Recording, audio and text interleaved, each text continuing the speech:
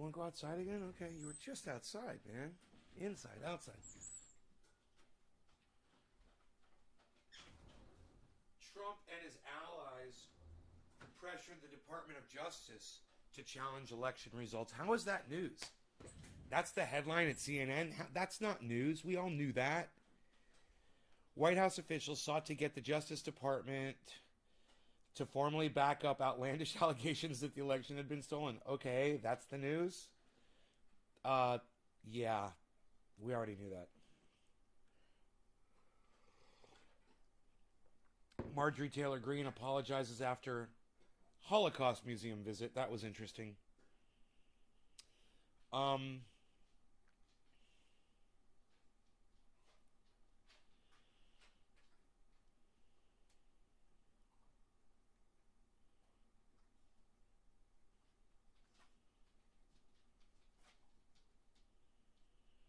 Researchers find more evidence that COVID was circulated in the United States in 2019. Listen, Lumberjack John and his whole family, they got fucking COVID before it was even in the fucking news. And Johnny almost died.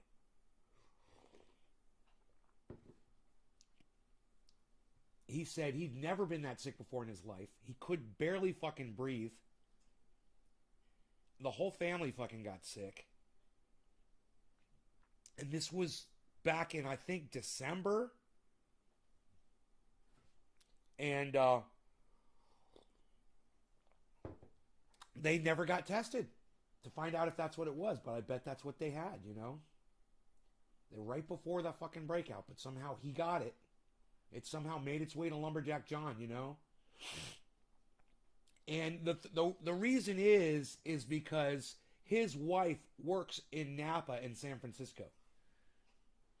You know, there's a lot of travel, international travel, in and out of San Francisco.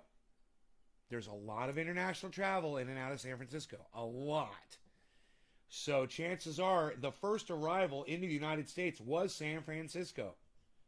And not New York City like everyone's assuming.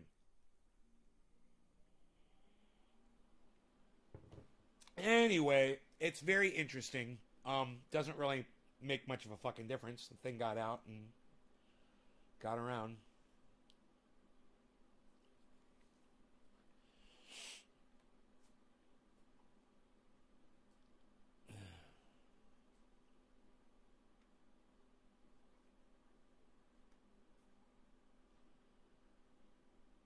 So Nick, Yo-Yo, Debbie, Roger, hello everybody. How are you guys doing? I hope you guys are doing. I'm just going through the headlines right now. There's nothing really exciting to report on this page.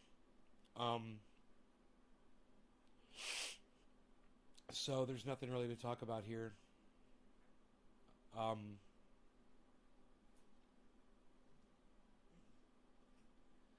Hey Nicholas. Bogota, Colombia. Oh, wow, man. That's nice. Colombia, huh?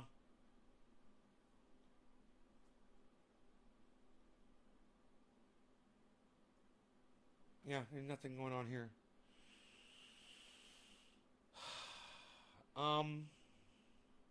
You know, they should have a whole thing here about climate change, but they don't.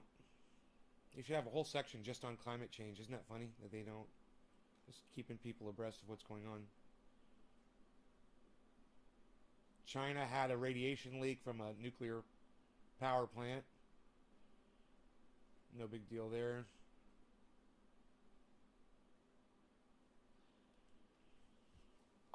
Dakota! Hey, I haven't seen you in forever. How's it going, buddy? Glad you're here. You must be busy. You must be a busy camper, man. I never see you anymore. How's the sound, man? Does the sound good, guys? Got these microphones. Hopefully they're working correctly today. You know, still trying to fucking hammer that out.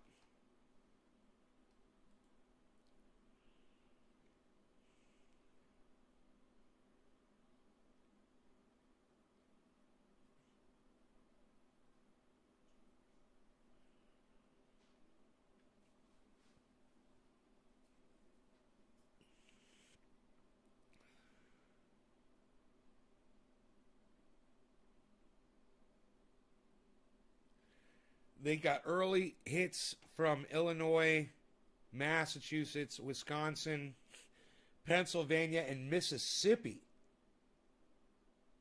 That's where they found COVID first in 2019 from blood tests.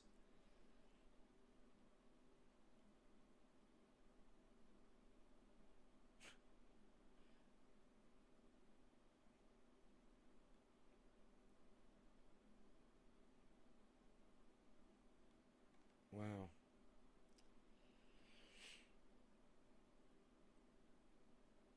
Since it takes 2 weeks to get the antibodies, then they know that these were contracted in December. So, man, the Trump administration was way behind the wave of information. They had no idea. And if they did, they didn't let anybody know. You got life back? Okay, good, man. Hey, Ty. Steve, thanks for the digit. I think Nick came in with the first one.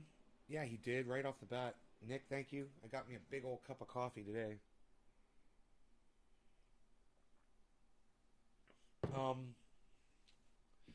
What to do? Should I stab or do a bong rip?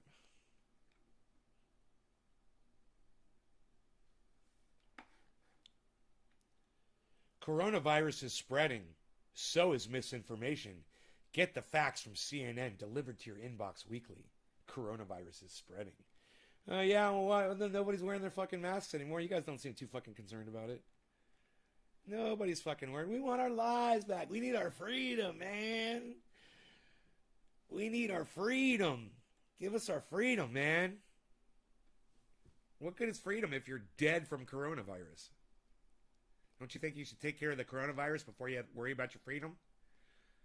You can't have both. You can't have both. You know?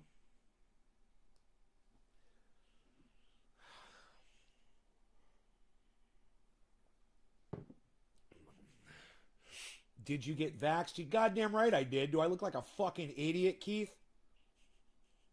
Do I look like a fucking moron? Of course I did.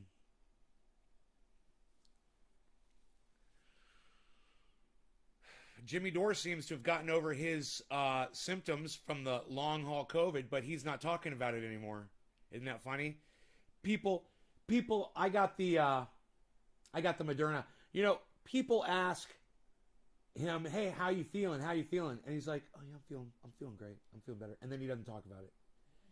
You don't want to say, "Oh yeah, I'm feeling great and I recovered from my COVID vaccination shots." You don't want to say that. It's like, "Oh, come on, Jimmy. Keep it real, man. Keep it real. Why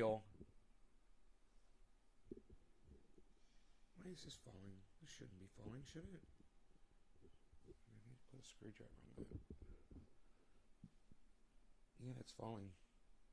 I got me a limp microphone over here. It's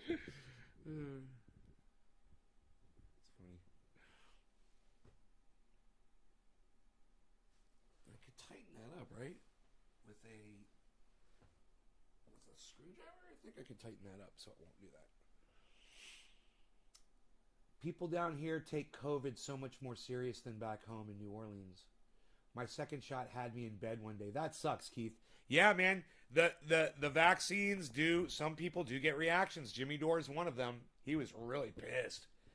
But at the same time, once his symptoms went away, he certainly got quiet about it. And that's not fair, man. It's just not being fair. It's not being fair with his audience, man. Not keeping it real. Come on, Jimmy. How do you feel? Let us know. You know, let us know. You're feeling better? You're recovered?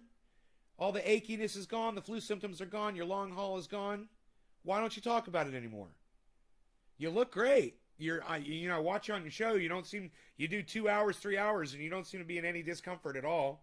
I mean, who am I to judge? But the least you could do is let your audience know. Since you're the one that opened it up, you're the one that told everybody you were having long haul symptoms. Hey, man, I'm not saying you didn't. All I'm saying is when the symptoms go away, let people know that too. You know? Well, it just so happens that Jimmy Dore, it does have, he is in a group of people that are susceptible to getting reactions to the vaccine. He's had a bad reaction to a flu shot before. So that puts him in a group. And yeah, maybe he would have died had he not got the vaccine, and he had got COVID. Very possible. He probably made the best decision getting that vaccine. Even though he was sick for a couple weeks after he got it, you gotta give him credit. You know, he's not an anti-vaxxer. And people tried to peg him with that because he was complaining about the symptoms. Oh, he's anti-vax. He got the vax. He got both of them. He's just saying he's got some fucking symptoms after he got it. It's expected. Some people are going to get that. It's just, it wasn't expected that so many people would get these side effects. There's a lot more people that got it than what they expected. You know, they said less than 1% were going to experience some kind of a side effect. I think it's more than that. You know, I actually just had somebody right here in the chat say they were in bed for a day. Yeah, better than COVID. Right. I'd rather be dead. I'd rather be in bed for a day than dead with COVID. Absolutely. Absolutely. Well said. But I'm not here to tell you that one is better than the other or whatever. I'm just saying that worked for me and that was my decision. That's all. I'm not bossing you. You do what you got to do, man. I'll stay the fuck away from you if you don't want to get vaxxed. You know? The first shot messed me up for a few days. Oh, really? Huh. Okay, so, bong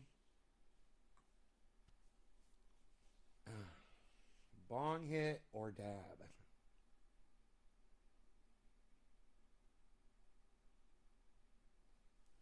Let me see what's in the bong. Ooh, the bong's empty. I think I'll go with the dab then. I'm going to go with the dab.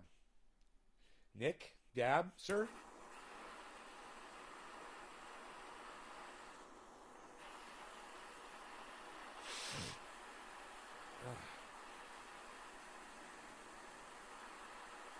So Mark finally came over yesterday and looked at the plants. He was happy.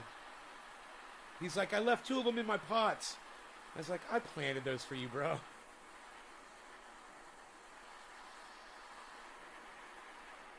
All right. He was really impressed that I did that for him. It's like, come on, dude, all the shit you do for me. You kidding me? All right, cheers, guys. Nick, cheers, brother. Thank you.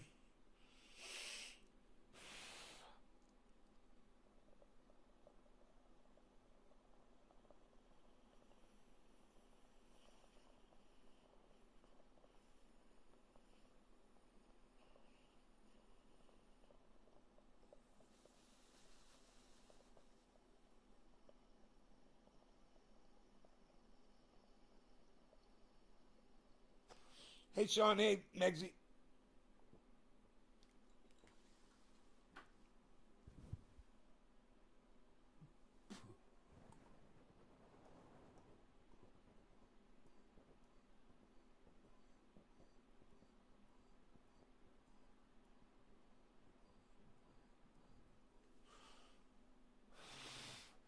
Man, that feeling I would get in my parents' house when I would do that first dab in the morning. I mean, I know I'm in my 50s, but there's some kind of an excitement I still get about being able to use cannabis in front of my parents, you know? It's a,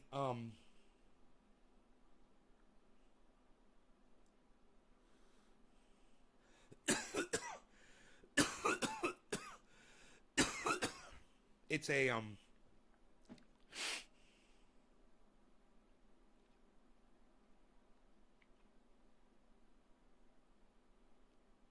what's the word I'm looking for?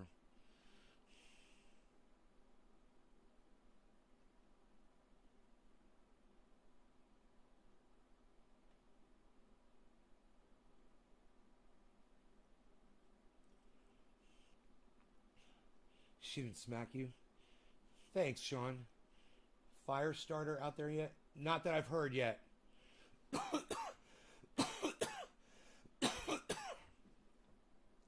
um, it's like a validation of all the years that I was smoking. You know, my mom always let me smoke in the house. I was allowed to smoke, but not in front of them. But I was allowed to smoke. And it's like a validation that they can now sit there and watch me smoke, even though my father is mentally incapacitated. My mom's fine. And that it doesn't bother them to watch me smoke so much. But that feeling that I get, that first dab when I'm sitting in their house and I'm at that nice table in that gorgeous room, you know, and it's all the Florida shit around me and all the glass windows and it's fucking beautiful. And it's humid as fuck outside and I'm in that beautiful air-conditioned home. And I take that first dab in the morning and I look up and I see my mom sitting there and she's just doing whatever. And I get this feeling like this is the way it always should have been, you know? And it's like, I told you so. See, am I such a monster, you know, sitting here using a little cannabis in the morning, putting my head right? And it's like, it validates. It's like, see, there's nothing to it. You don't mind it. You let me do it in your house right in front of you now, and it doesn't bother you anymore. God damn, if only you had seen that 30 years ago. Where would I be today? You know, if I had that kind of support.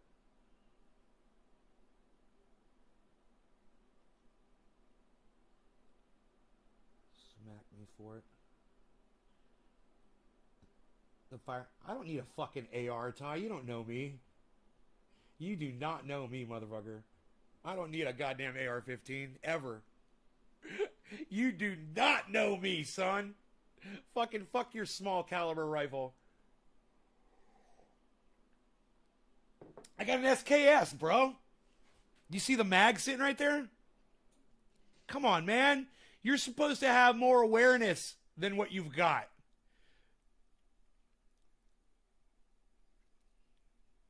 I ain't shooting a rich man's 22, bro. I got a goddamn war weapon. I know. Don't get me wrong, dude. I'm not knocking the AR.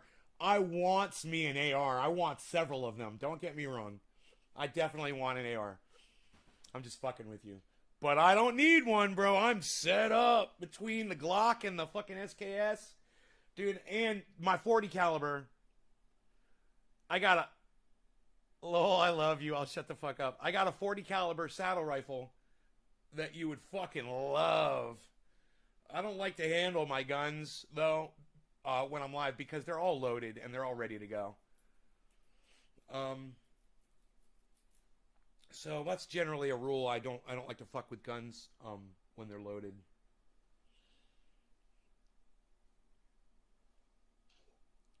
Once it's loaded, it's in ready mode. It's in don't fuck with me unless you need me mode. It's like, I'm sleeping. If you wake me up, it better be an emergency. That's what the gun's telling you. 100% safety, man. Thank you. Yeah, and plus, dude, if I find that, if that motherfucker crosses my property, I'm running out there with this thing, and I will go...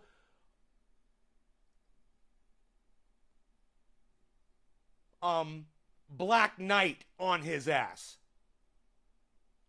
You know, I will go full on Monty Python Black Knight on that motherfucker. He will just be a torso and a head when I'm done with him. You know, I literally want to do that to that person. I literally want to take his arms and his legs off.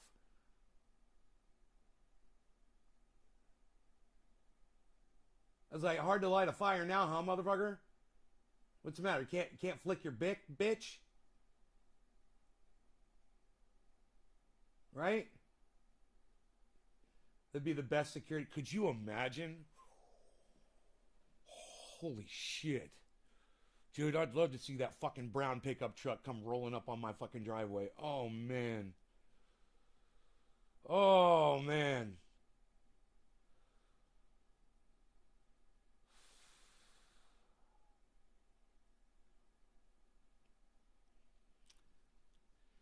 Don't ever try to burn my shit down.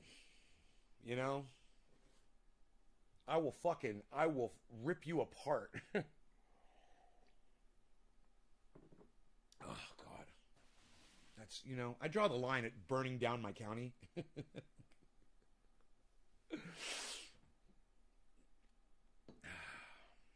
Man. They need to have fucking bolos posted so this motherfucker gets the idea that we know that we're on to him. Because I don't want him trying to start another fire. Because if he gets another one going, he could get one that we don't get to put out. You know? I'd just rather that motherfucker leave. I mean, I want to catch his ass, and yeah, I want to bury him. But whatever makes it stop, you know, I'm for whatever makes that motherfucker stop.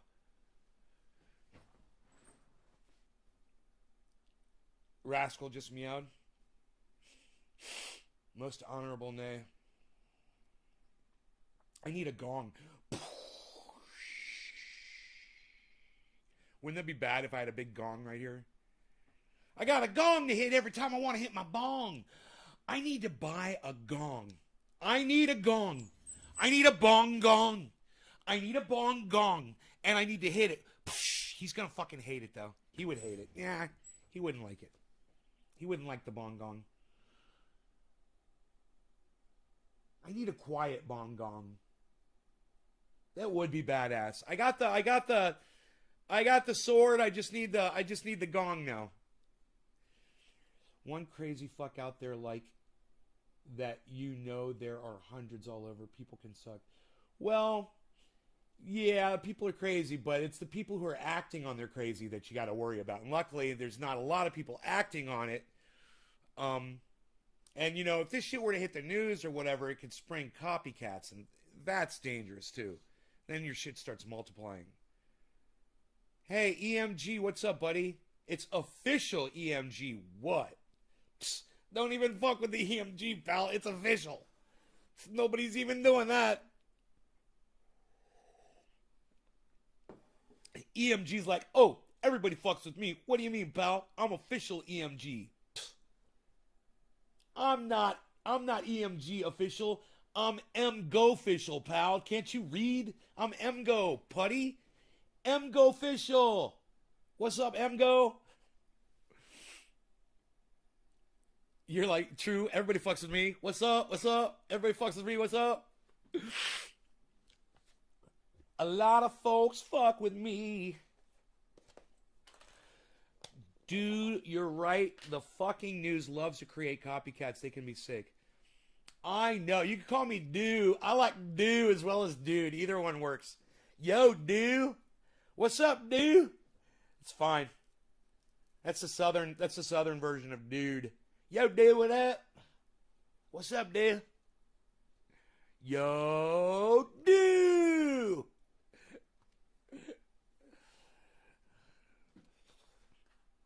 I love you, man. Oh, EMG, thank you, buddy. EMG official.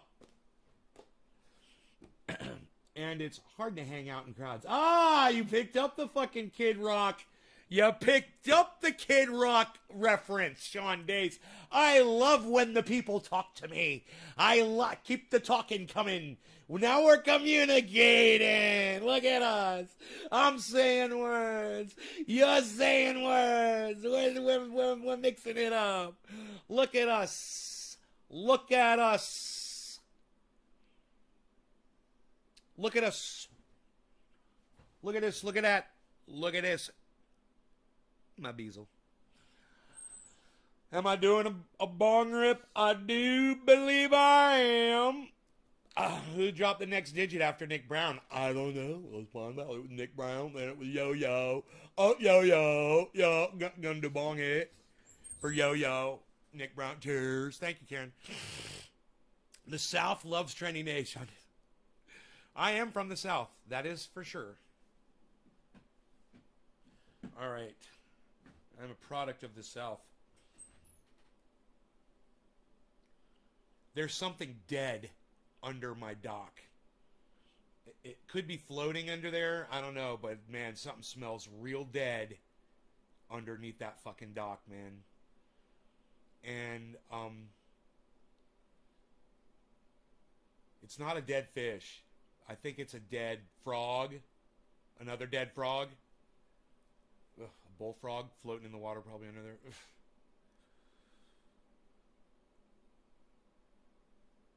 Nessie. I don't know. I don't know what's killing the fucking frogs, bro. Something's killing the frogs and leaving them there. You know? That's fucking weird. But something came along and ate one of the dead frogs. I was like, yeehaw. Like a raccoon or something. I don't know. Maybe an owl. Or it was probably a fucking vulture. Came in, picked it up. Oh, yeah. Yeah, it's nasty out there. It's like, I don't even want to look and see, man. Last time I smelled something like that, it was a dead pigeon under my fucking dock. Ugh. Cheers.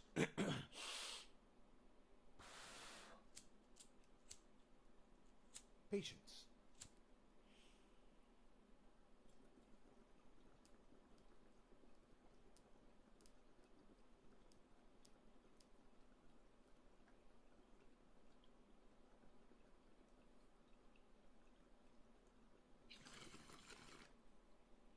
I'm a patient man.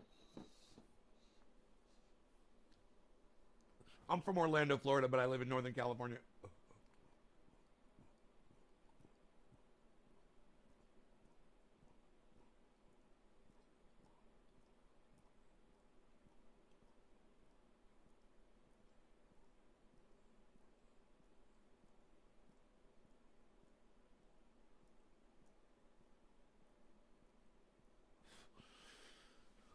No, I don't feed that water to my plants.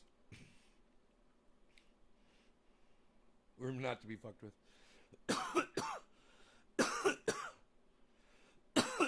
Both of you said sheesh. Sheesh. You both said sheesh.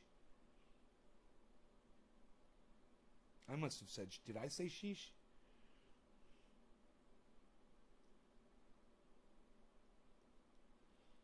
The title of the show should be Nays Garden. I like the title, but that's a good one too. Like, wow. Never heard that. Sheesh. It's weird.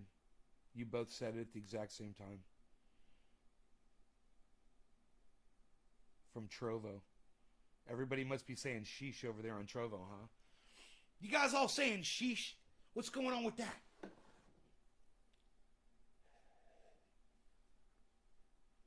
Are you sheeshing it up over there on the Troves? He has mad love for Rogie. Yeah.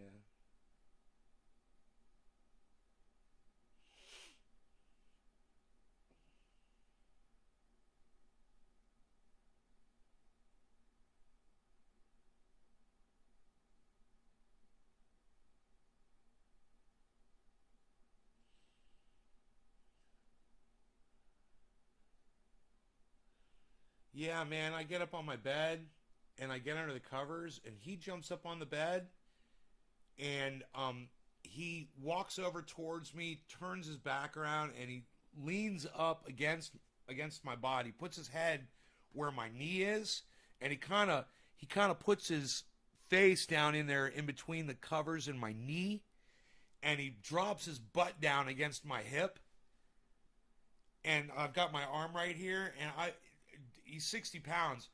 Dude, I sleep so fucking good. I sleep so good. I wake up and he's right there. He hasn't moved all night, you know? Oh, in Germany, you say sheesh. Huh.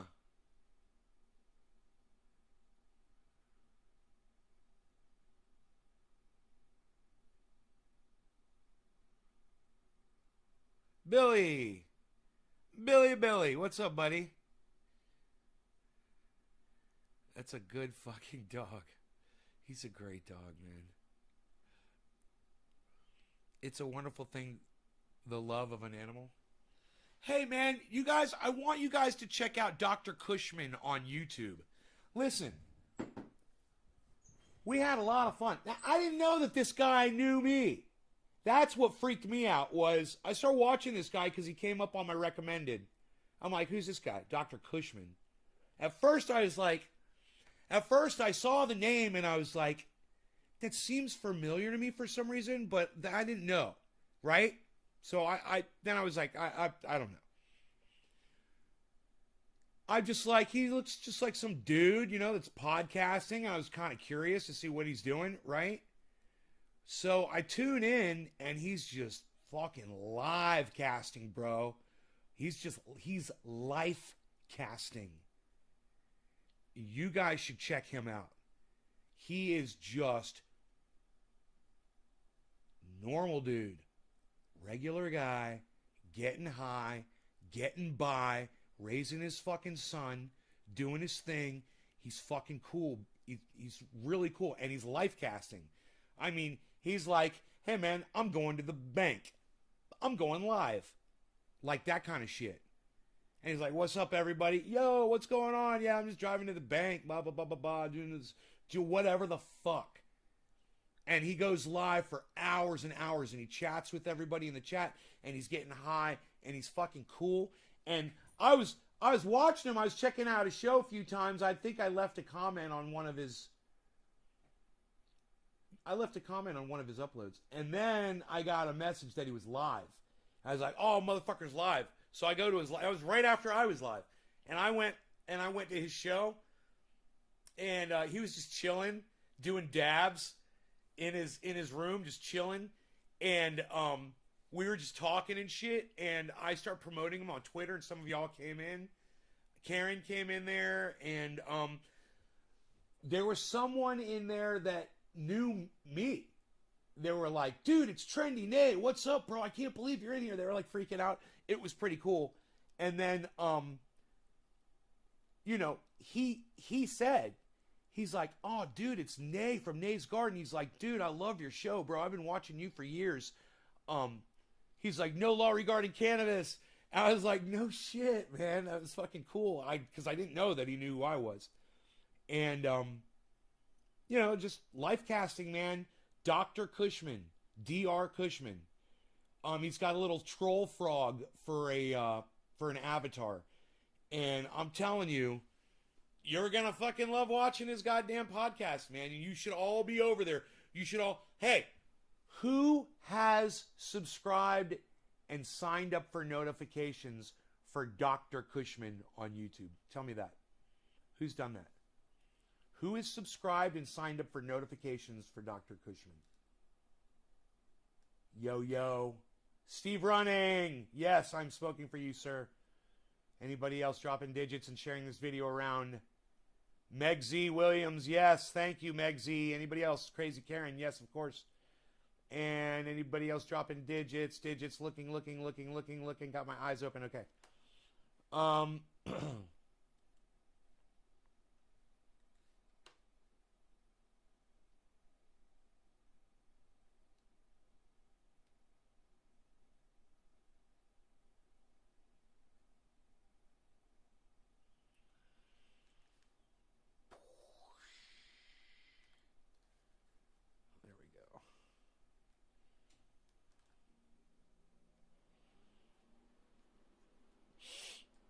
Congratulations, you've received 100 messages today with Restream Chat.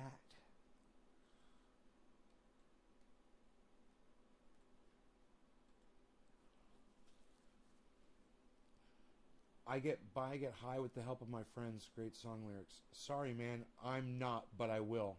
Did it, Nate. Sean Days, thank you. Yes, all of us are smoking for Sean Days. He's the first person to say that he subscribed and signed up for notifications for Dr. Cushman.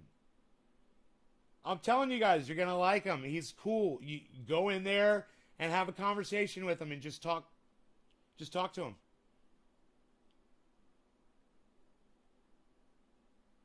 He's really cool. He's fucking funny. And sometimes he's just chilling like I do often on the show, just sitting there, just hanging out. Reading what people have to say. But, a lot of times he's got shit going on, man. And he's talking to people. He's hanging out. He's like, hey man, can I put you on my live stream to people all the time? It's fucking funny, man. And people are like, yeah, man. People are like, whoa, you live, bro? Whoa, are you on the internet, bro? What are you on, bro? You on YouTube? He's like, yeah. They're like, right on, man. What, we gonna get high? He's like, yeah, let's get high. It's fucking cool, man. You'll see. He is fucking funny. And let me tell you something. I was bored yesterday, you know, whatever. I turned on. He had a video upload. I can't remember if I caught him live or not. I think it may have been while he was live. I can't remember. He was putt-putt golfing with his son, man. It was fucking awesome. He held the camera the whole time and he golfed with one arm. And he videotaped the whole goddamn thing, and it was like you were there with him. It was awesome, man. Dr. Cushman, Dr. Cushman, little green troll frog avatar. Hey, and leave a comment on one of his videos and let him know that I sent you. Because let me tell you something. That motherfucker's gonna blow up on YouTube. Within a couple of months, you watch, that guy's channel is going to fucking explode. And then he's going to get in trouble, he's going to get algorithmed, and they're going to take his shit down, and that's going to suck. Maybe I can help him with that, you know, before it happens. God,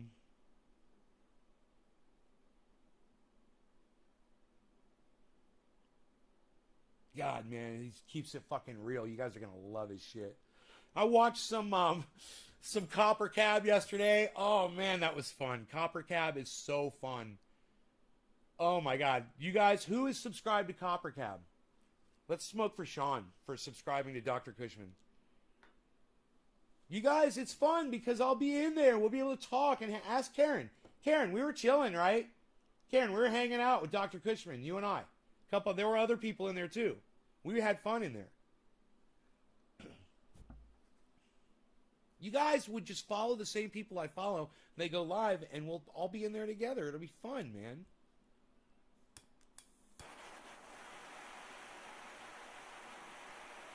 Hell yeah, Sean.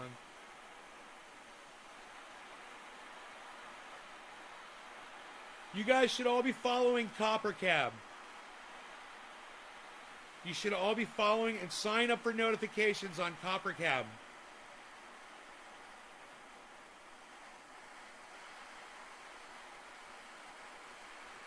Listen, man, the more time you guys spend on YouTube watching these other podcasters, the more often I will see you because you will be watching another podcaster and I will go live and you will get the notification that I am live. And you will come over and visit my show too. So please, man, subscribe to these other people. You're going to enjoy their shows, man. I love them. I laugh my ass off at Copper Cab. He knows he's funny as fuck. The shit he says, psst, cheers. Cheers, Sean. Swimming with the orca.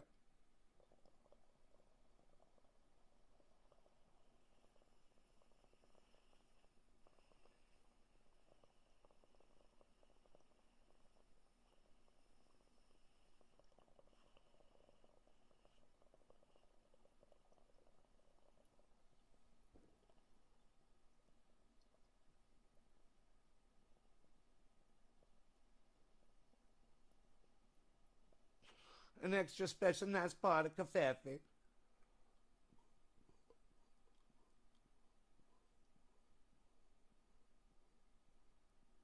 Yeah, you subscribed to him last night?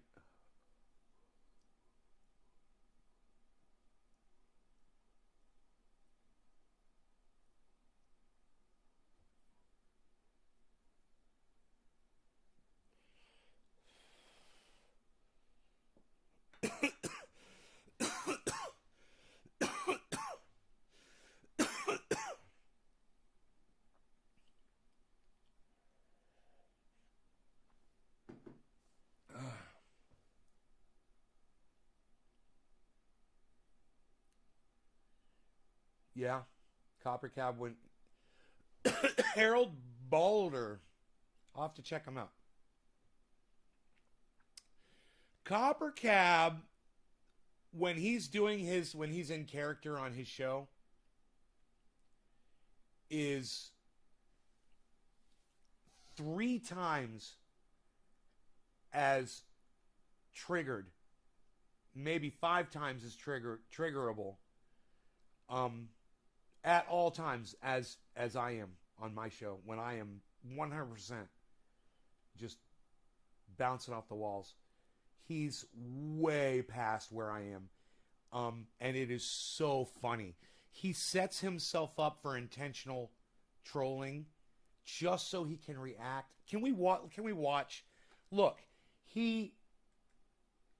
it's just, you guys understand, he's not angry. Every time somebody, even he'll block people too, but he's still not that angry. He's getting $10 every time somebody does this to him, right?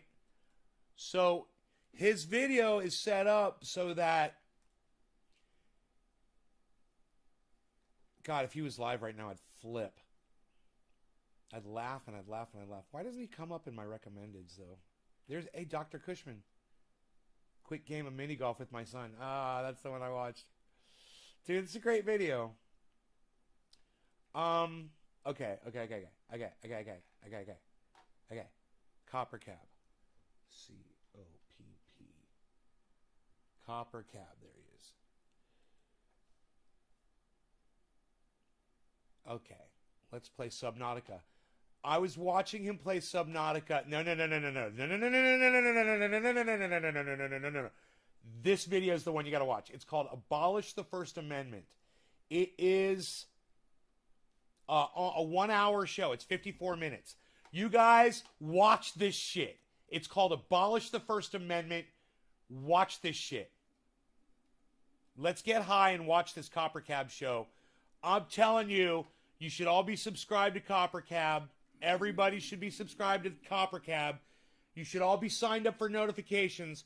And you should let him know that Nays Garden sent you over there.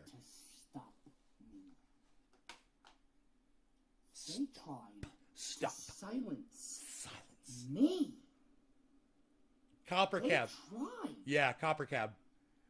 to keep me from speaking freely.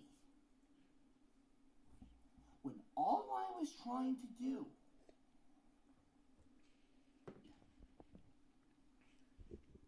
I will not be silenced. He is a comedic genius. He knows exactly what he's... Oh, no. Don't drop fucking frames, man. Be forced to made to be quiet. I will never give up. He sounded I like... will never Sounded like Yoda. be silenced. I am Copper Cab! And I am a social Justice warrior. And I am not going to be scared off that easily, you little pricks! I am not someone who is going to be made a fool of. All I'm trying to do is make a change.org petition to fix the First Amendment. I'm not trying to take away your free speech. All I'm trying to do is fix it. The amendment needs to be mended. Because right now it's hurting. Right now it's crying. America is crying out for help. A lot of people Sean, welcome always back. talk about the Second Amendment, that it needs to be fixed, that we need to remove the Second Amendment, we need to take away guns. Guns. The UK has no gun violence because they have no guns. So what do, people? We remove guns. Well, here's what I have to say. I believe that if we want to remove bullying from... First Amendment. So that it cannot give birth. You know, which makes it super blurry and blocky, and people get disconnected. You know.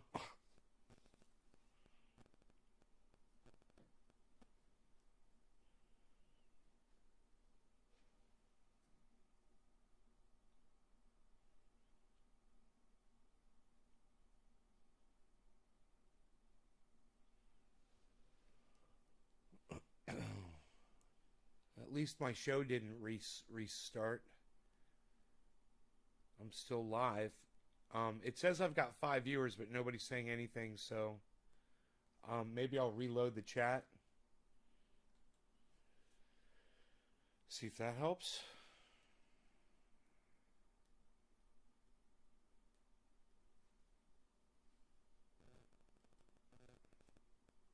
Hey, Sean. Great. What's up, buddy? Okay, you're here. Cool, man. Hey, Ty. Cool. So, did you guys enjoy that? I guess I could turn up my my bandwidth broadcast a little bit more now.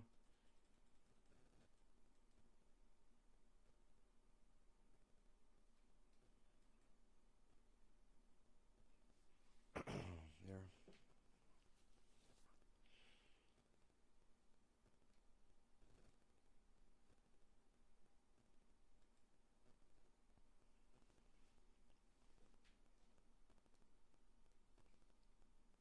Godfather of cannabis trending name.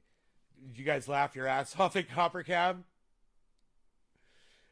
Bro, I gotta tell you, I watched the whole goddamn show. I don't get tired of it. He's fucking so funny.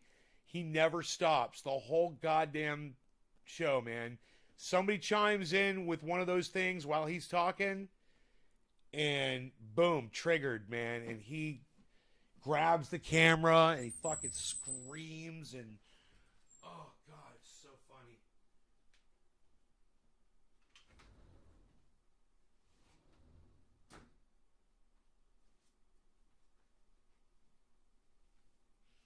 I mean, I would so much rather watch podcasters for free on YouTube, you know, and disable all the ads with ad blocker software, which I do. And ads don't pop up on live streams anyway for me on YouTube when I'm watching them. Then give my money to, you know, pedophile flicks, Netflix, you know, any day. So, you know, when I want to be entertained, I don't grab, you know, a video game console. I go to YouTube and I see if anybody's podcasting live, and then I watch uploads if no one is live, you know. Oh yeah. I dropped my Netflix subscription long ago. Pedophile flicks, bro. Ped flicks. Total fucking ped flicks.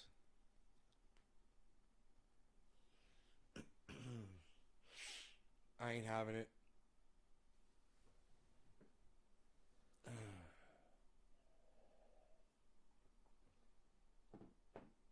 And the Young Turks, that was so funny. They supported Netflix through all of that. And now the Young Turks is the laughing stock of the internet. Let's tweet that. That's a good tweet. Dude, I wish we could watch Copper Cab without me dropping freaking frames, man. That would be so awesome. Oh my god, you Mr. Anthem. And you're not man. Anthem.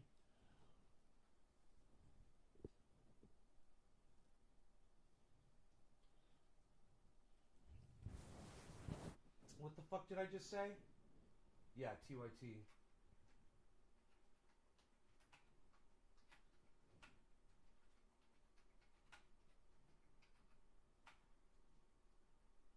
is it laughing stock STOCK, or is it stock like a laughing stock like a STAL? No, STALK. Like, no, it would be. Okay, Google. Laughing stock definition.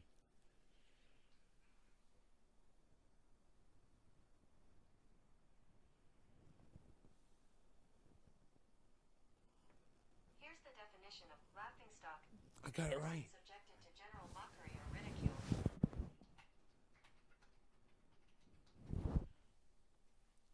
At TYT is the laughing stock of the internet.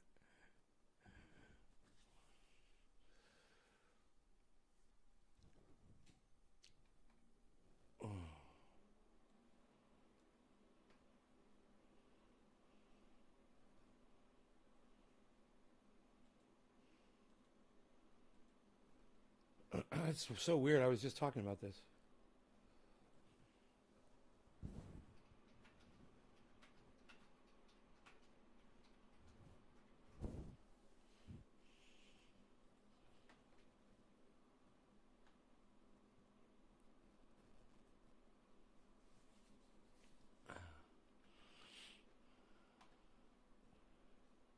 Convo Couch, who I don't like, they're talking about Jank too. Let's check them out.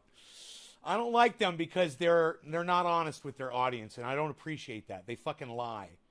But you know, I support anybody for podcasting, whether you're lying to your audience or not. You know, your audience is going to watch what your audience wants to watch, and if they want to watch people lying to them, if they want to watch, we are going to touch on this just because it's fucking hilarious watching the last claws and shrieks of a dying propaganda network that is TYT. Back in 2016, I was like... Now, how funny is this? I just said TYT is the laughing stock of the internet and tweeted it.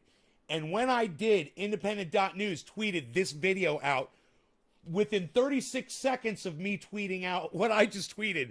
And I said, yo, check my last tweet.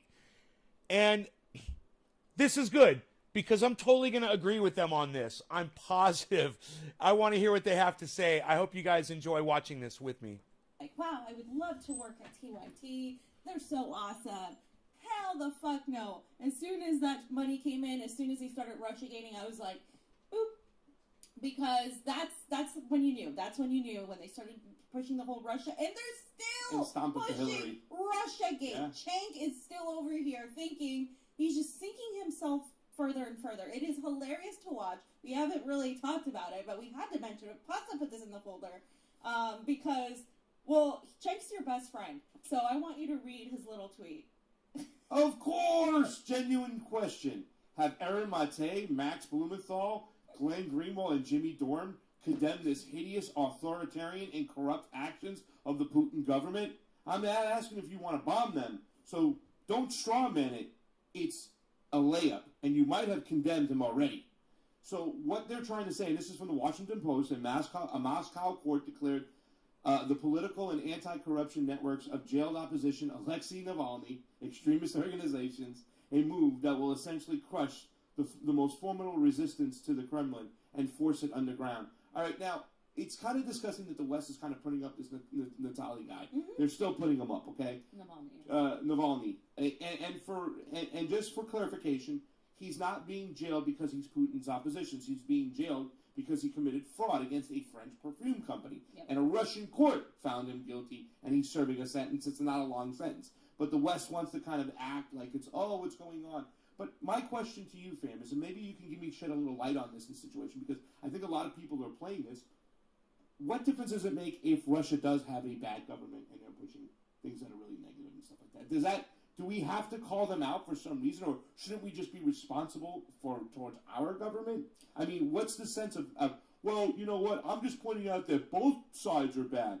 You know what I'm saying? Like, you know, the United States imperialism is bad, but let's not forget about Russia's. What's the whole point behind that? Because to me, it seems like it's okay to manufacture consent for our imperialistic behavior. It's a straw man argument. That's what it is. It's a complete and total just look over here. I'm not going to address what I have said. I'm not going to address the fact that Russiagate was debunked. I'm not going to address my neo-McCarthyism. I'm not going to address the fact that I'm attacking people for exposing our propaganda on Syria. Again, the Syrian chemical attacks, every single fucking one of them have been debunked. Okay? Yeah. All of them. And you're pushing propaganda from Bellingcat. Anna was pushing propaganda from the CIA. Like, this they don't want you to look at that. So what they do, and this is reminiscent of what that whole contingent of the left does, they do personal attacks. Yep. Oh, you aren't speaking out against the genocide of the Uyghurs in Yeah. China. So what does that have to do with what we're talking about? Why? Because they don't have any rebuttal. They don't have any argument that's derived from logic. It's all emotion, and it's all just whatever. COVID has a gun And because so of climate change. This attack is I get it oh, now. Let's you guys promote Cheers. Assange and Assad. Well, what about Navalny? Thanks for sharing this video, guys. Of Lord, da, da, da, da. I got light. I'm excited. About Look at the smoke who rings. Navalny is and why they're manipulating him to kind of prop him up as this prisoner when the same institutions propping him up and asking for forgiveness don't give two shits about Julian Assange right now sitting in Belmarsh prison in conditions that are dire. Yeah. Because it's not about a political prisoner, it's about what narrative he operates for. Yeah. And Julian Assange is obviously against the establishment, the empire, and Navalny is a tool. He's a useful idiot for the establishment. Is it wrong that people are kept as political prisoners? Yes, it is. And in fact, most of the Assange community that I know has called it out and said, yeah, free him too. They have said that about Reality Winner. They have said that about everybody. In spite of them being different situations, they have constantly always talked about that. Because Reality Winner is another one that they always throw out there and say, what about Reality Winner? You guys don't care about Reality Winner? This is what they always fucking do. Yeah. And it's just so obnoxious that it keeps happening over and over again. And right now, they're doing the tour, Julian's half brother and Julian's father, and they're in Ohio right now. And Misty, I'm sending out my best wishes for her. She's doing a great job just of everything, of organizing, fundraising, and we can't wait to see them when they come here. But this is just another the Assange people, the Assad people trope. Yeah, it's kind of stupid, but I think it even goes deeper than that because it does manufacture consent for us to push our imperialism. And I see that on the right now, too, as well, with China. When China sneezes, Cynthia McKinney, get that book. And that's what I'm seeing right now because they have this mentality of well, why aren't you condemning Putin's behavior? Because at the end of the day, you'll be like, well, we have imperialism, but if we don't push our imperialism, somebody will fill that void, whether it be China will fill that void or Russia will fill that void. You know what I'm saying? That's what the left says. That's what the right says. But all it does is manufacture consent for us to continue with our imperialist ways. And it's just kind of crazy to see a lot of leftists kind of repeat that same narrative about China, about Russia, whatnot. Well, what's going on with Navalny? They're just jailing this guy, and he's one of their leaders. When you do a lot of research, it's like Mark Sloboda, who lives in Moscow, says no one gives a crap about Navalny. He's nobody. 2% of the population might even freaking know who he is. But anyways, let's read some of this stuff that was the bite back. Glenn Greenwald went right after Cenk after this. He says, go fuck yourself, chump. I'm not here to jump through your little McCarthyite hoops Call him and condemn chunk. things on demand. Have you condemned racist police abuse in Chile? Or the systemic corruption in Indonesia? Or abusive prison conditions in Brazil? Why not? Try to comprehend this. Wow. And then he's got Noam Chomsky quotes. Wow. We got Alex Knight underneath him with the fire hose, I think. What else do we got up here? I'll let you scroll through, Johnny, and I'll tell you which ones to click on because I know Fiorella's got something here. I mean, Aaron. All right, there's me, by the way. Okay, that's my favorite meme. That's the look. Okay, Chen. There's Blumenthal. There's nothing genuine about Chen there's nothing genuine about Chen or his question. And I don't have to satisfy moral standards of a what is that bloviating McCarthyite hack who orders I can't even read. When NATO death squads murder a foreign leader refers to the CIA as our guys and pushes demented Cold War hysteria day Cheers, after guys. day, which he does push demented. Got this Cold War. light. I got to use that's this fucking light, right, man. 2017. For They fucking didn't do smoke this, rings. guys. I'm so, Misty had a tweet out. She was like, I'm so glad you guys have finally joined the party. Thank you. Remember when we got shit for calling them out? Oh yeah. Oh, thank you guys for joining. Now, just pay attention to all these other idiots that are in there because Yeah. they're not the only ones. Well, Unfortunately, the Malcolm large- Nance jumped in there too, and he's a piece of crap, ex-CIA worker or ex-FBI. I can't remember which three-letter agency he's worked for, but Malcolm Nance has always been on top. Like he's been on Bill Maher. He always pushes his red baiting. He goes, "I'm going to say no, and they'll accuse you of being a McCarthyite and go on to Russia Today to condemn you as a BLM American imperialist running dog. Afterward, they'll praise Putin and Snowden. It's just a guess." Yeah, of course I'm going to praise friggin' Snowden as well. Jen Perlman jumped in there. Cenk, instead of continuing with this, how about helping organize a Medicare for All march in LA for the 24th? How about no, Jen? Yeah. How about no? We don't want them involved with anything, okay? Right. Stop with this whole, we're just going to try to conform. No, we don't want them involved, okay? So stop. Aaron McKay got in there too You know, as well. okay, here's the thing. It's not that you don't want to reach out to people. It just wouldn't be genuine.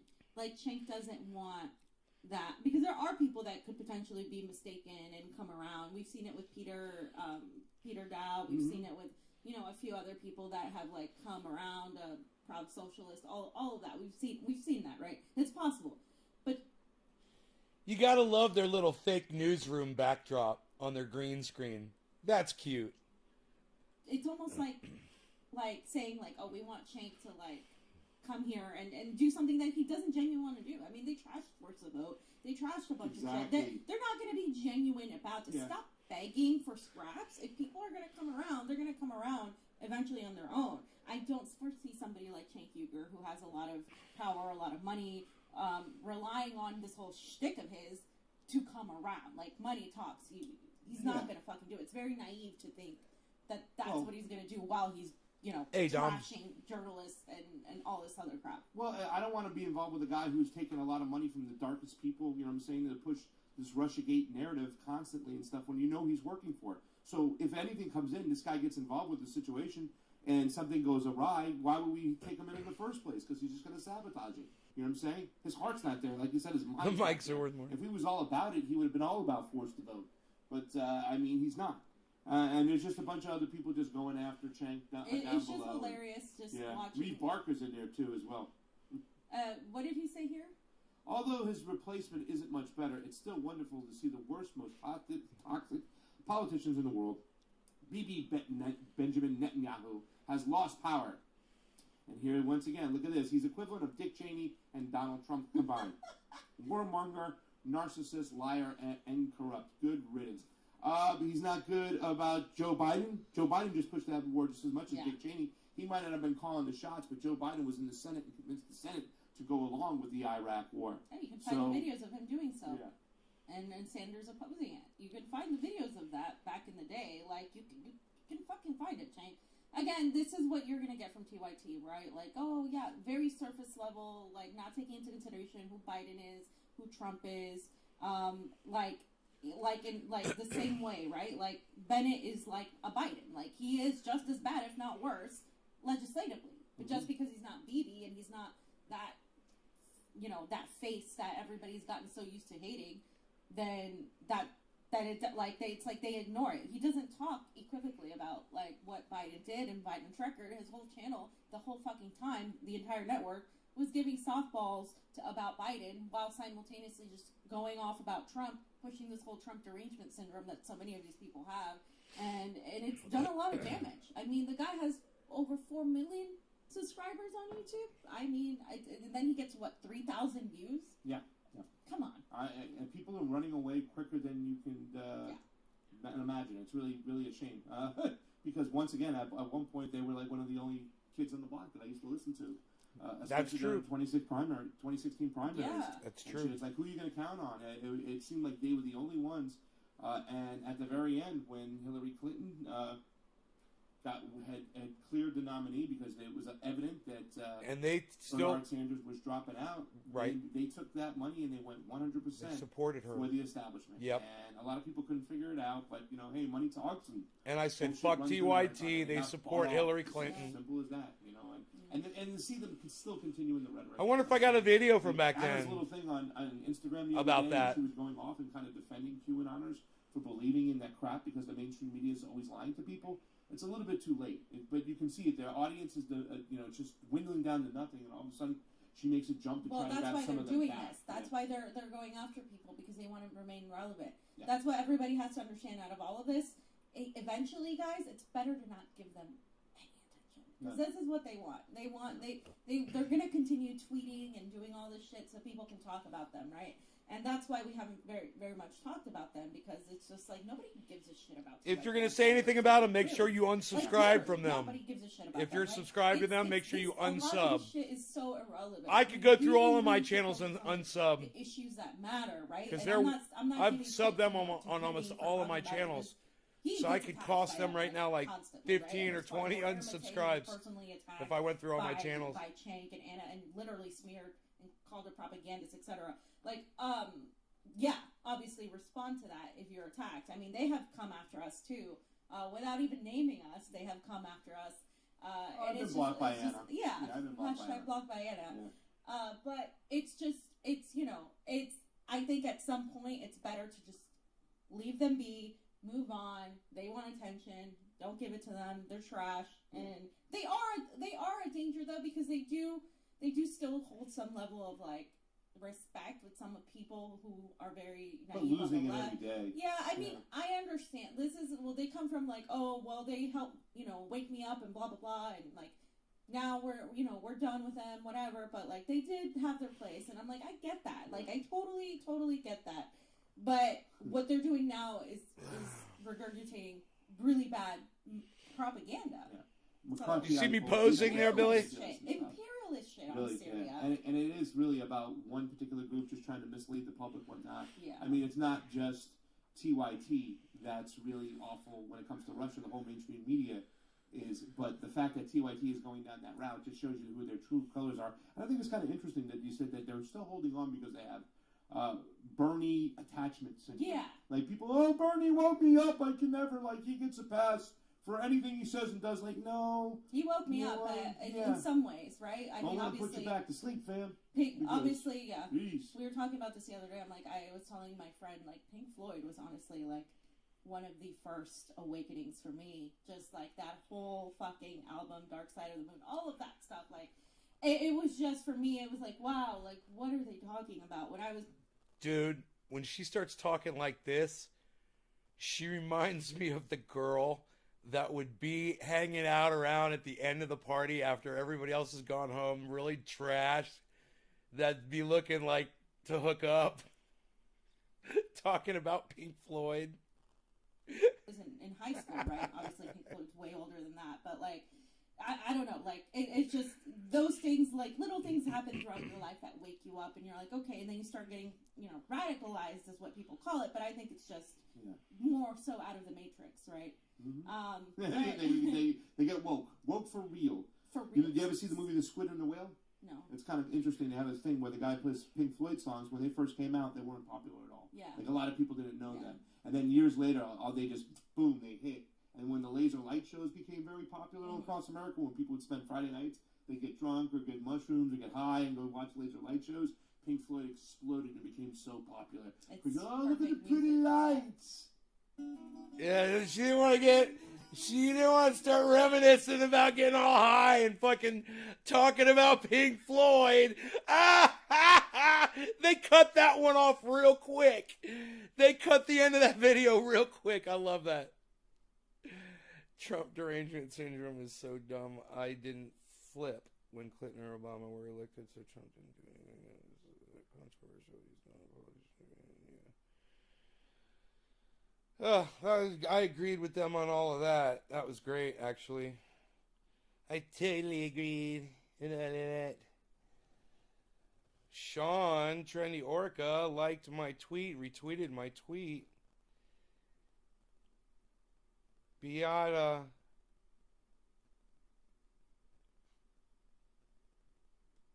Healthy teeth, happy life. Liked 8 of my tweets.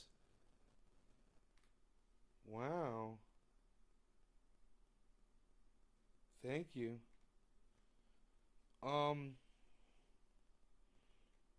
That ratio is questionable. You got to watch them ratios, man. Watch them following to followers ratios.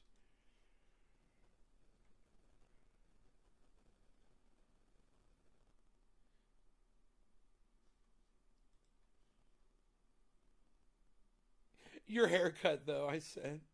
Your haircut, though. Your fucking haircut, though. And then I put the fucking crazy, what's this ratio? Somebody followed me. They're following almost 4,000 people, but they've got 5,000 followers. Hey, man, Lark Davis liked another one of my fucking tweets. The Crypto Lark. I watch him. You guys want to watch his last upload? You guys want to watch the last Crypto Lark upload? He's great, man. I watch him all the time, man.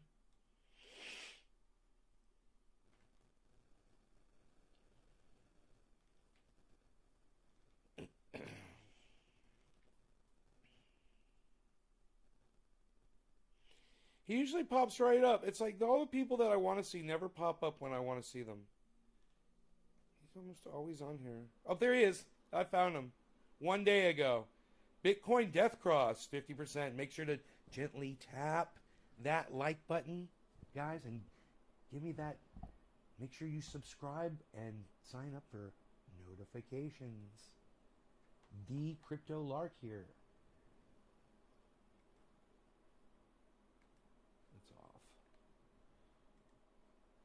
Is Bitcoin getting ready to complete a death cross in the coming weeks, which could see the price of Bitcoin collapse by like a further 50, 60, 70%?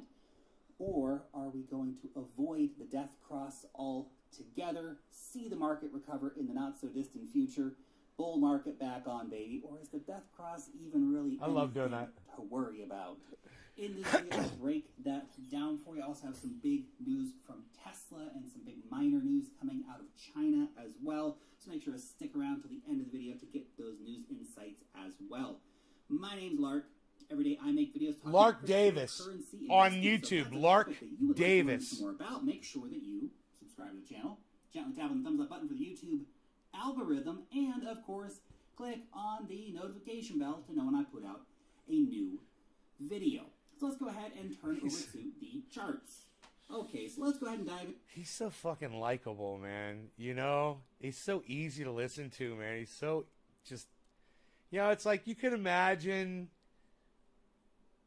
you know, him being your teacher in middle school And here we did have or a something, nice you know? pump for Bitcoin today. A good strong green candle pushing us up, although we did run into this line of resistance here. You can see that we haven't had any daily candles closing above the $39,500 level for quite a while now, right? Ever since the main breakdown happened in late May, we haven't managed to close above it. Now, we have had wicks above that, wick above it here, wick above it here. Even the tiniest little wick above it today, almost hitting $40,000 before seeing the price retrace. That, I think, right now is our line to beat. We really need to see Bitcoin closing above that to start talking about creating the kind of momentum that we need to see Bitcoin really coming and being able to challenge the 200-day moving average, the blue line on the chart here, as a line of resistance, conquering that, of course, and hopefully turning it into a nice line of support. I also want to share this too, so this is from Rect Capital. He said, whatever the short-term volatility, it's important it doesn't distract you from the higher time frame technicals. Bitcoin is still holding this weekly higher low as support. So look at this. Look at this. This is, of course, based off the candle closes, but zoom out sometimes. Sometimes it's really important to see that big picture that's taking place right here, because that's a nice line of support that's holding up for Bitcoin. But of course, what everyone's talking about right now is the freaking death cross. The death cross. Da, da, da, da. So that is, of course, where the 50-day moving average will cross under the 200-day moving average, spelling the end of everything. Well, not necessarily, of course. Now, there's a few things I really want to discuss with this because, one, it may not even happen. that's perhaps one of the most important takeaways for you to understand right away, is that we may not even get a death cross happening.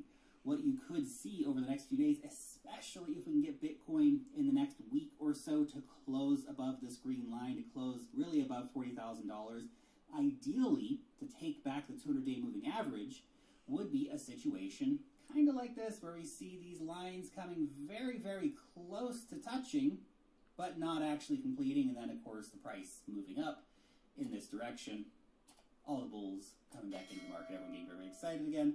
That would be a great scenario. You have to remember that a death cross, the lagging indicator anyway, so it shows that the market has already been in a bearish state. It just tends to be one of those situations where if we do get it, people tend to become even more bearish. We tend to get even more negative selling pressure coming into the market. Let's keep an eye out for this, obviously, to see if it does confirm at the current rate, the current curvature rate. We could see that happening sometime around the end of the month, approximately. But if the price of Bitcoin can start rising up a little bit, then we can fend off that death cross, and it's not going to happen. We could avoid this negative scenario for Bitcoin, which is obviously a positive thing, right? We don't necessarily want to see the death cross coming to fruition, although keeping in mind for our Wyckoff accumulation pattern, we still do at some point need to see that spring coming in order to give us that push higher. Now that could be around $28,000. That could be a very short couple of days in terms of movement before bouncing back very, very strongly. We may not get that happening at all, although with the entry of big money, the very clear Wyckoff distribution pattern that happened up here over the last few months, an accumulation pattern for the Wyckoff could indeed be playing out. That death cross might even give us the spring momentum to push the price higher, ironically. See, a lot of people think that the death cross signals that that's it, it's all over, market's finished, pack your bags, go home. Now, sometimes, of course, death cross does indicate that the market is cooked, but the market's usually already cooked by the time we get a death cross. Now, let's go ahead and have a look back here and examine some history of death crosses in the market. First, I would like to point out this here. So this is 2016. You can see we had two very close calls where the 50-day moving average came down very, very close, and again, very, very close here to hitting the death cross, but it never confirmed, and it actually reversed, and the market got super bullish again, and everybody turned back into bulls, and like, yeah, super exciting times again. You do have to note, of course, though, that in neither of these situations was the price actually trading under the 200-day moving average, so it was actually a technically more bullish market at the time, so that is worth keeping in mind. Having a price under the 200-day moving average right now is far from ideal. Now, the big one in recent memory is what happened back in 2018. So you can see here is where the death cross happened in April 2018. I guess technically late March 2018. Anyway, on the day the death cross happened, you can see the market immediately reacted to this negative news. The price went down 20% in one day as everybody basically panicked and started selling their Bitcoin. The price did then sharply rebound, but was never able to again capture the 200-day moving average, which is obviously a very, very critical thing. The market structure was quite different here. We weren't actually working in the Wyckoff patterns as we are right now. We had a very obvious Wyckoff distribution pattern. We are forming up currently a pretty clear Wyckoff accumulation pattern. That does not mean that pattern cannot be broke. It just means that's what we are working with at the moment in terms of the market structure. Now, when this death cross had happened, you will see the price was already down by 59% from the all-time high. It's not so different from the current price breakdown. So really what you're seeing, again, that is a lagging indicator here for the markets, where we did have it basically being something that the market was already cooked. The parabolic top had already blown off, and we've already had the massive collapse of the market. In fact, even when the death cross happened, the price didn't go as low as the initial sell-off for the market. And in fact, a few days after the death cross happened, you saw the market recover quite substantially. The problem is the market never actually recovered. It just kind of kept relief rally, breakdown, relief rally, breakdown, until eventually we form this giant descending triangle, basically, where the price just completely collapsed, and we saw Bitcoin going down basically another 50% from the bottom of the initial sell-off, and basically being down 60% from the time the death cross happened until the final major sell-off in December 2018. Now that is the situation a lot of people fear that we are in right now. I mean, you can definitely look and see, yeah, we did have this incredible run-up, just like we had right now, an incredible run-up. We had lots of time with very, very strong bullish momentum, way above the 50-period moving average, way above the 200-period moving average, just like we had back in 2017. So a lot of people are saying, well, this is what we're looking at right now, where the market's going to completely collapse in on itself, and we're going to see another 50-60% come off the price of Bitcoin. However, not all death crosses react the same. The past does not dictate the future. It just gives us a point of reference for trying to understand how things actually work in these markets. So you can see here the 2019 market breakdown. We actually had the death cross happen when the price was down around 25%. Now it's a bit of an anomaly, this particular one, because we had this massive pump actually the day before the death cross, which is pretty funny. The market actually pumped up by like 42% in the day before and the day of the death cross for Bitcoin, so it was kind of a funny situation, although the price did then go down 40% in the following week. So you can see we actually had basically 6 months straight of really bullish action for Bitcoin before the price actually rolled over and the markets started to collapse a little bit. But during this time, it didn't actually get as bearish as the 2018 rollover. The price actually only ever really went down 55%. Now, in early 2020, we did have the black swan, which was COVID, right? The big COVID sell-off. We did have another bearish cross here. You can see actually here, by the time we got that bearish cross, the market was already very strongly into recovery. We had basically a V-shaped 50-day moving average playing out here. We went straight back into a bull market, essentially after this break of about 2 months here, where we had this really big, strong dip, all this negative price action, incredible fear in the markets, obviously. But we had a golden cross here, which signals generally a start of a bullish trend, only derailed, of course, by COVID. Had it not been for COVID, the bull market would have started earlier, but it essentially restarted 2 months later. So just all this helps you understand that not all death crosses are the same. This death cross has not confirmed yet. Even if it does confirm, It's close. It doesn't necessarily mean we're going to see the price drop by 50-60%. We could see it briefly confirm, and then much like this scenario here, we could just have this death cross situation that lasts for a month, and then the price recovers, and we go back into the next phase of basically a mega bull market. If we go back to look at even further back into history, I have to open up the Brave New Coin Bitcoin index for this. We can go back even further in history and get a perspective on what happened even longer ago. So let's go ahead and zoom back in here a little bit. So this is 2013. We can have a look here, and a lot of people are saying that the current market structure for Bitcoin is very, very similar to what we saw in 2013. So in 2013 here, you can see we had this massive, massive rally, much like we've had right now for Bitcoin. Then the price collapsed completely. We had about a 60-some% drawdown. The price got under the 50-day, under the 200-day, but it didn't actually confirm. You can see here just how close it actually got. We never actually confirmed the death cross here.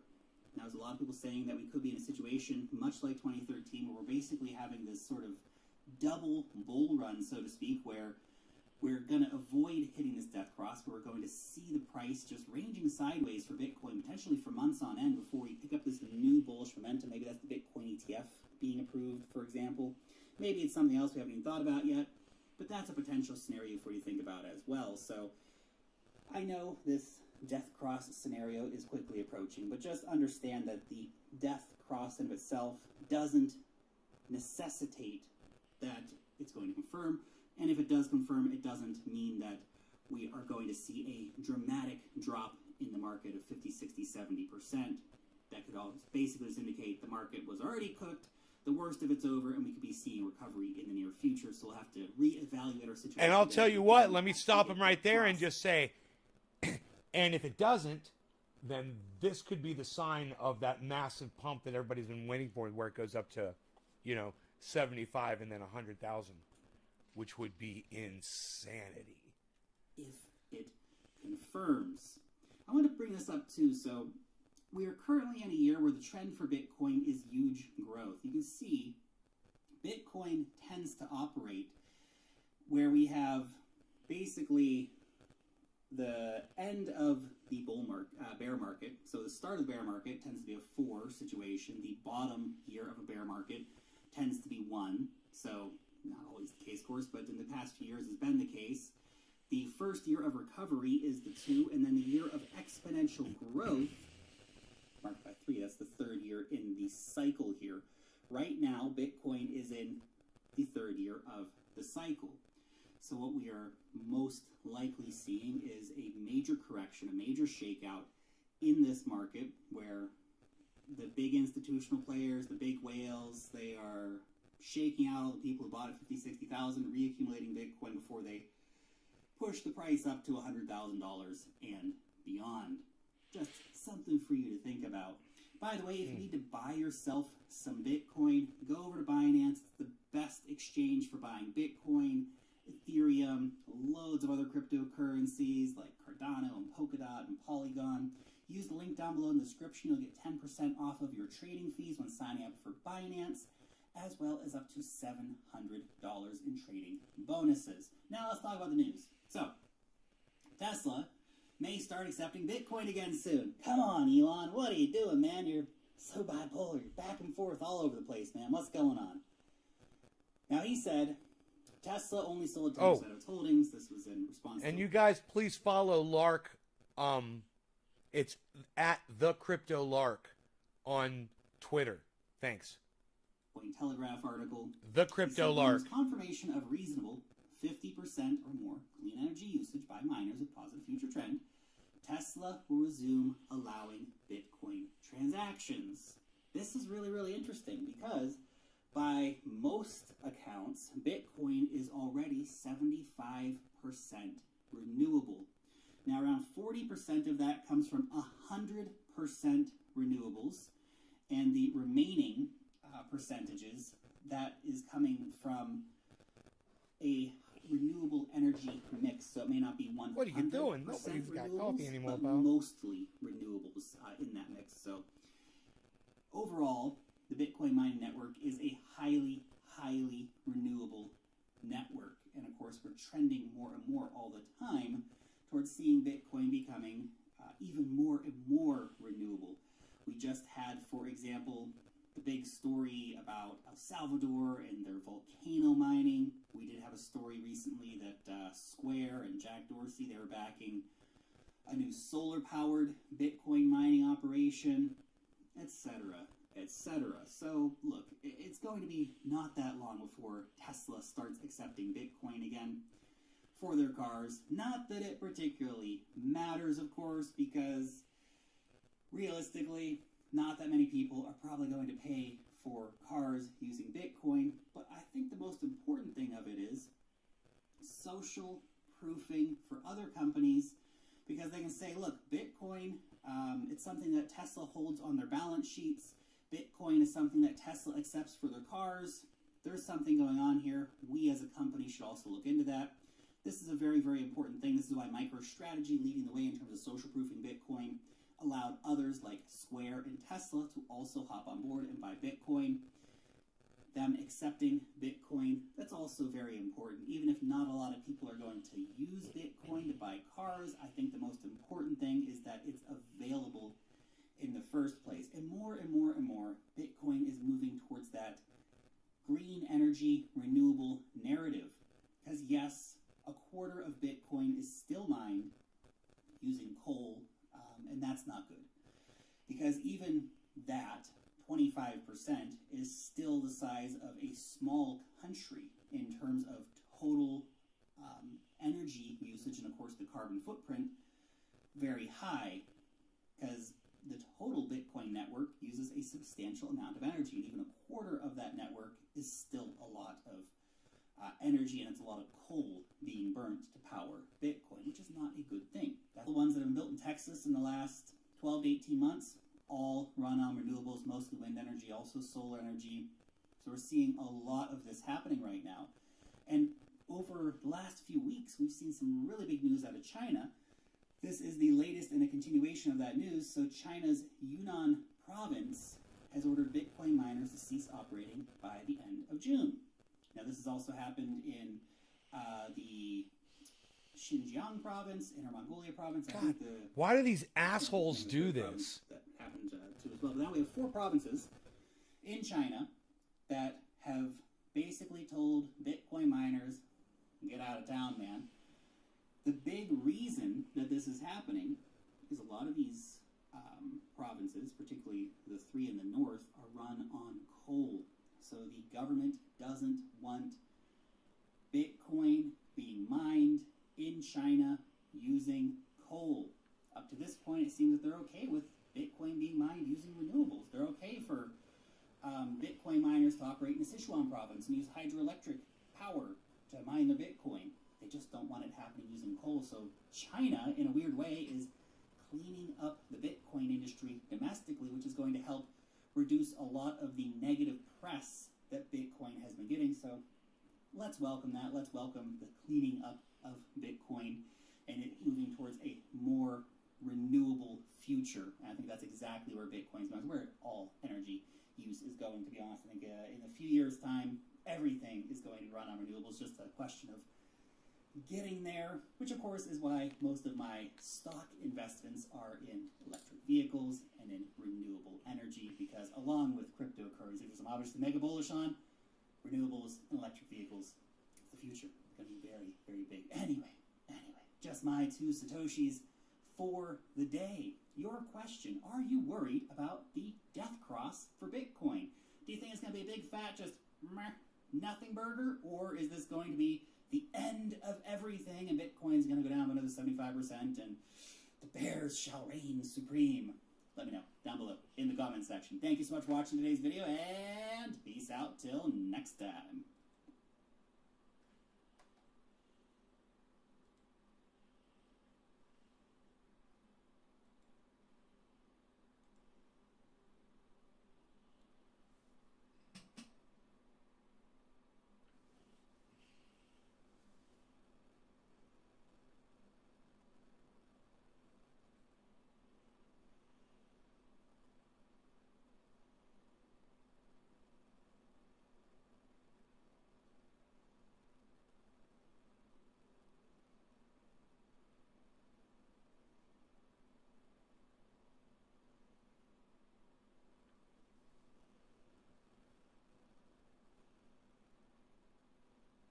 Cheers, Dice Man.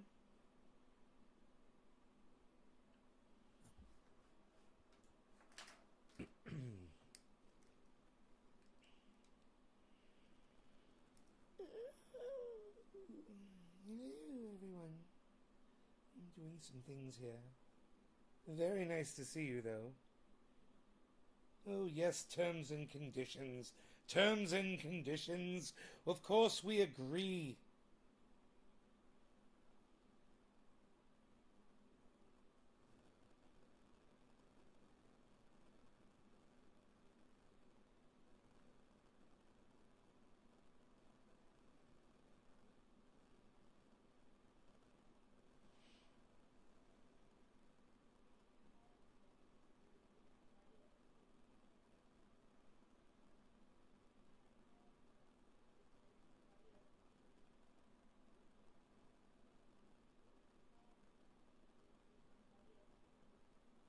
I hear the telephone ringing. I don't understand.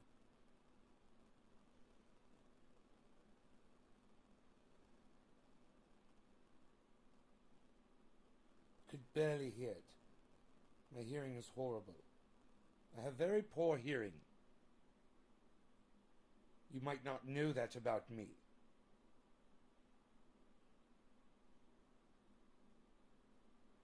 Hmm? Oh dear, this is taking forever.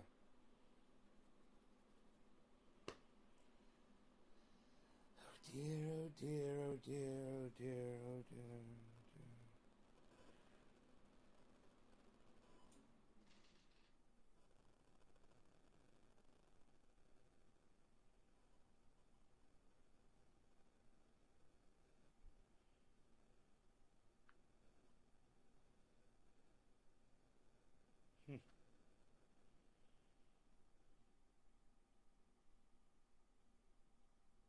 Oh, it looks as though it has done.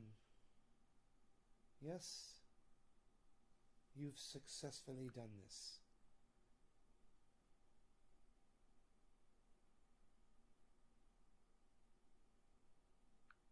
Very nice.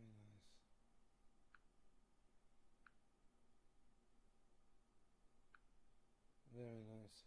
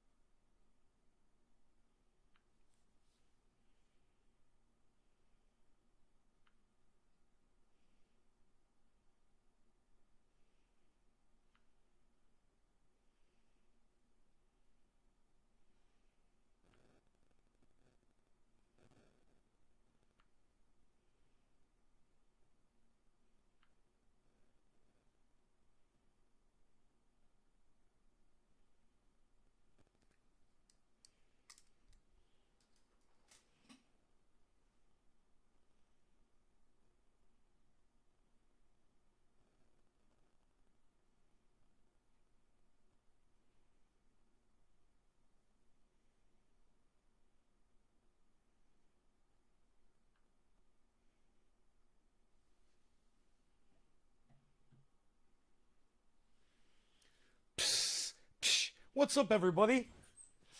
So that was Lark Davis. Check him out on YouTube. He's fantastic.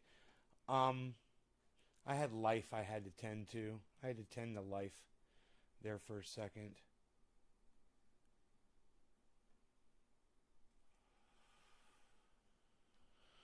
Oh yeah, yeah, yeah, yeah, yeah.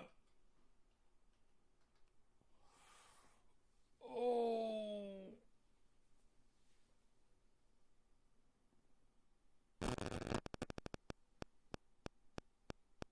Oh. Oh, man. You guys have a great day. I will see you this afternoon. I'm going to go enjoy the beautiful 54 degrees outside. It's freaking sunny. I don't know what I'll do, but I'll do something. It's so pretty out. You guys take care. Enjoy your days. And I'll see you later. All right? See you on Twitter. You guys know where to find me. Bye, y'all.